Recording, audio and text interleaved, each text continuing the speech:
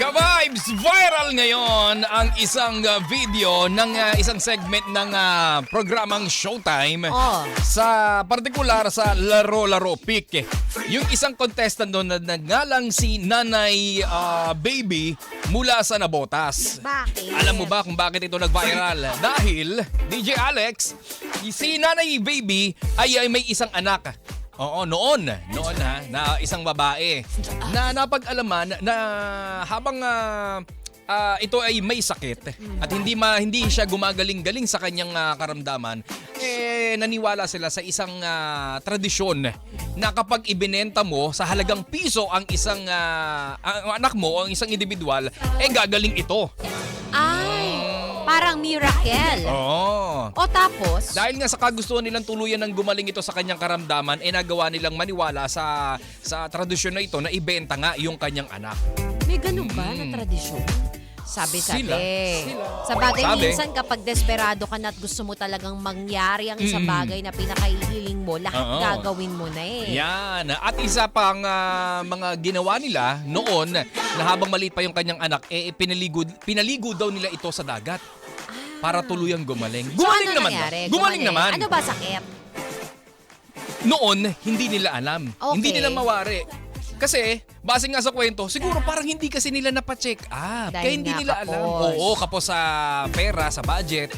Pero itong lumaki na, nakapag-asawa na, nagbuntis, doon nila napag-alaman na lumalaki pala yung puso. May tawag dyan, nakalimutan ko lang kung ano, pero may mga kilala rin ako na ganyan yun nangyari at talagang matrabaho at magastos at kailangan ipacheck lagi. Oo. At ito nga, sa kasamaang palad, nasa way yung kanyang anak, yung anak ni Ate Baby, dahil nga sa komplikasyon ng paglaki ng puso nito. Ayun, habang nagbubuntis. Ayun pala. Naku, Ate Baby, kami po ay syempre nakikiramay sa inyo, di ba?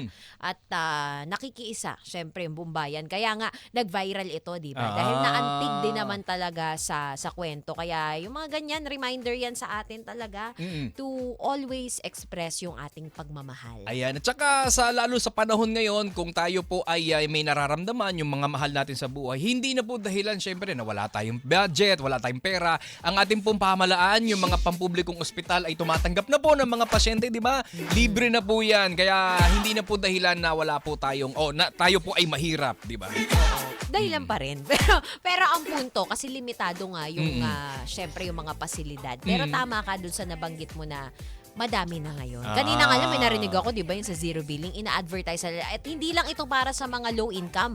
Kahit yung mga middle, pwede. Isipin mo tayo, may libre nga din doon, mental health counseling kasama doon. Yan. Kaya po sa lahat ng ating mga ka-vibes, huwag po nating ipagsawalang bahala at pabayaan, lalong-lalo na yung ating kalusugan. Yun na nga. Yung iba kasi, syempre, di ba, bahala na.